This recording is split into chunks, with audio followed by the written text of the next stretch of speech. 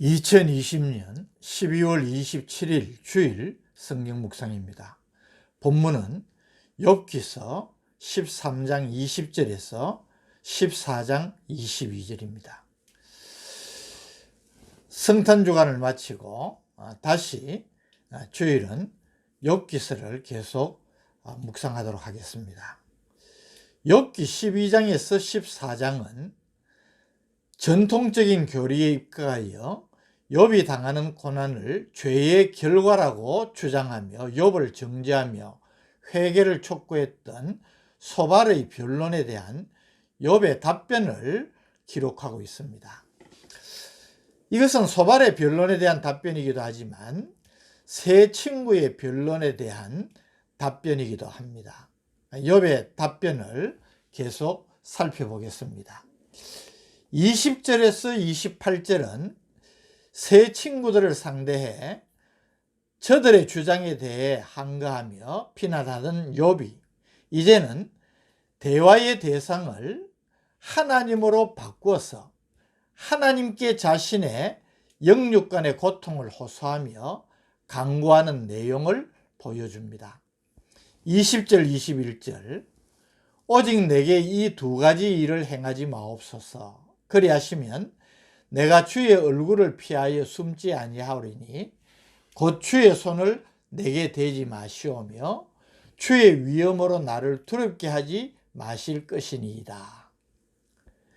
욥은 자신에게 고난을 주시는 주의 손을 거두어 주시고 압도적인 주의 위엄으로 말미암아 정신적인 고통을 당하는 자신을 건져주시기를 간구하고 있습니다. 22절 그리하시고 주는 나를 부르소서 내가 대답하리이다. 혹 내가 말씀하게 하옵시고 주는 내게 대답하옵소서. 욥이 전절에서 간구한 두 가지 간구를 하나님께서 허락하시고 피차 하나님께 질문하고 또 하나님의 대답을 듣고 또 하나님의 질문에 내가 대답을 하는 변론하기를 원하는 자신의 심정을 진솔하게 밝히고 있습니다.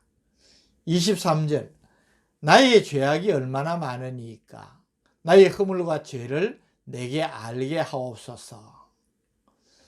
지금 자신이 당하고 있는 고난이 죄 때문이라면 무슨 죄 때문에 내가 이 고난을 당하는지 분명하게 밝혀달라는 호소입니다. 24절 25절 주께서 어찌하여 얼굴을 가리시고 나를 주의 원수로 여기시나이까. 주께서 어찌하여 날리는 낙엽을 놀라게 하시며 마른 그물을 뒤쫓으시나이까. 욥은 자신을 가장 보잘것없는 낙엽 혹은 날리는 마른 그물에 비유하면서 하나님께서 왜 이런 자신을 원수같이 여기시는 것인지 안타까움을 호소하고 있는 것입니다. 26절에서 28절 주께서 나를 대적하사 괴로운 일들을 기록하시며 내가 젊었을 때의 지은 죄를 내가 받게 하시오며 내 발을 착고에 채우시며 나의 모든 길을 살피사 내 발자취를 점검하시나이다. 나는 썩은 물건의 낡아짐 같으며 좀먹은 의복 같으니이다. 아무리 생각해도 자신이 어떤 죄를 범했다고 그렇게 도저히 납득이 안 가는 상황인데 자신이 마치 착고를 발에 채워서 꼼짝 못하게 하는 중죄인 취급당하는 듯함을 하나님께 탄식하고 있는 것입니다. 14장에 들어와서는 지극히 연약하고 유한한 인생임을 탄식하면서 하나님의 구원을 간절히 사모하는 내용을 보여줍니다. 그 가운데 1절에서 6절은 유한한 인생의 공고함을 토로하는 내용입니다. 1절 여인에게서 태어난 사람은 생애가 짧고 걱정이 가득하며 2절 그는 꽃과 같이 자라나서 시들며 그림자같이 지나가며 머물지 아니하거늘 5절 6절 그의 날을 정하셨고 그의 달수도 죽게 있으므로 그의 규례를 정하여 넘어가지 못하게 하셨사온즉 그에게서 눈을 돌이켜 그가 품꾼같이 그의 날을 마칠 때까지 그를 홀로 있게 하옵소서. 이 1절에서 6절에서 욥은 인생이 얼마나 유한한지를 토로하고 있습니다. 특별히 1절 말씀, 여인에게서 태어난 사람, 인생이지요. 생애가 짧고 걱정이 가득하다. 인생은 짧고 그나마 그 짧은 인생이 걱정으로 채워져 있다는 것입니다. 그래서 이런 유한한 인생은 마치 꽃과 같이 자라나지만 곧 시들고 그림자같이 지나가며 머물지 않는다고 탄식을 하는 것입니다. 7절에서 12절은 이런 유한한 인생의 덧없음에 대하여서 회의를 나타내는 내용입니다. 7절 나무는 희망이 있나니 찍힐지라도 다시 움이 나서 연한 가지가 끊이지 아니하며 8절 9절 그 뿌리가 땅에서 늙고 줄기가 흙에서 죽을지라도 물기운에 움이 돋고 가지가 뻗어서 새로 심은 것과 같거니와 나무는 찍히든지 죽더라도 다시 움이 나고 자란다는 것입니다. 그러나 10절 장정이라도 죽으면 소멸되나니 인생이 숨을 거두면 그가 어디 있느냐. 우리 인간이라는 존재는 아무리 힘이 있는 장정이라도 죽으면 끝난다는 것입니다.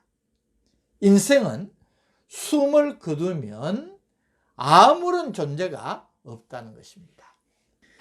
13절에서 17절은 이런 극단적인 회의 그리고 무상을 토로하면서도 내세와 부활에 대한 일말의 소망을 가지고 하나님의 구원을 간절히 사모하는 욥의 심정을 보여줍니다. 13절 주는 나를 서울에 감추시며 주의 진노를 돌이키실 때까지 나를 숨기시고 나를 위하여 규례를 정하시고 나를 기억하옵소서.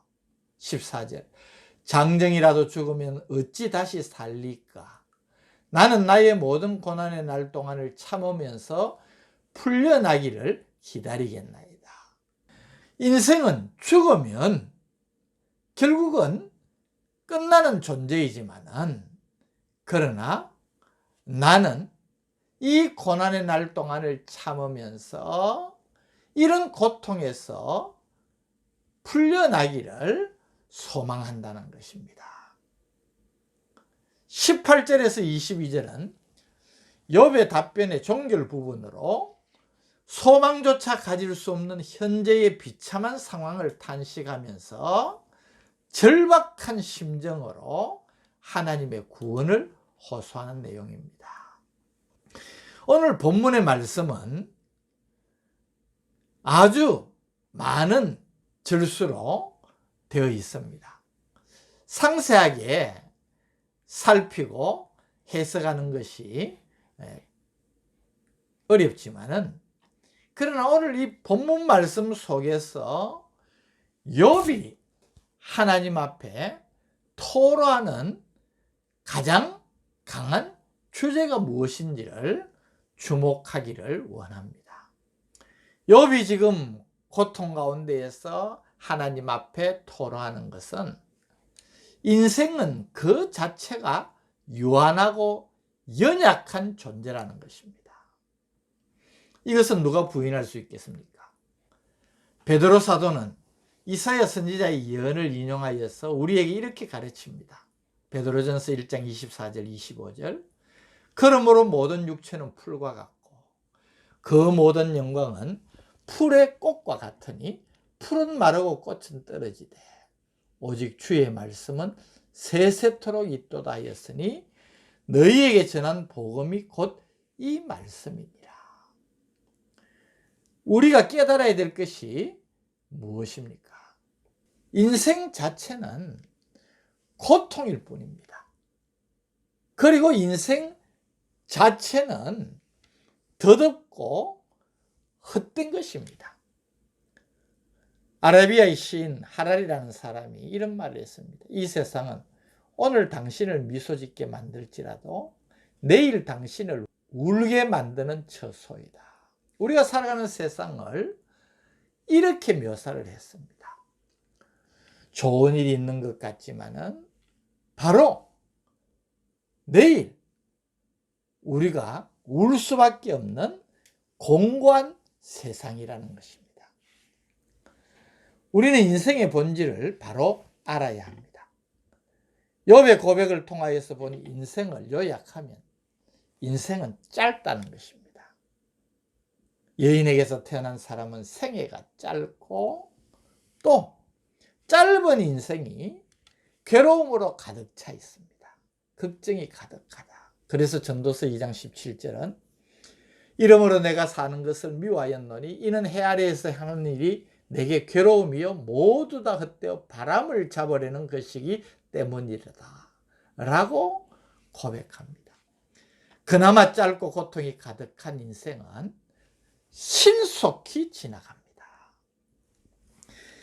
이런 존재인 우리 인간이 어떻게 헛된 인생을 가치 있는 인생으로 붙들 수 있겠습니까?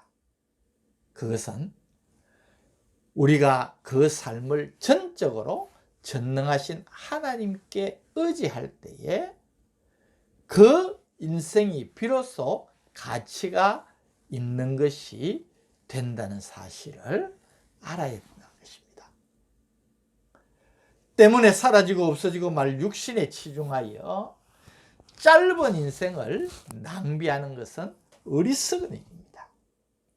그냥 그렇게 살아가기에는 우리의 인생이 너무나 짧고 신속하게 지나가는 것처럼 제한되어 있는 것입니다.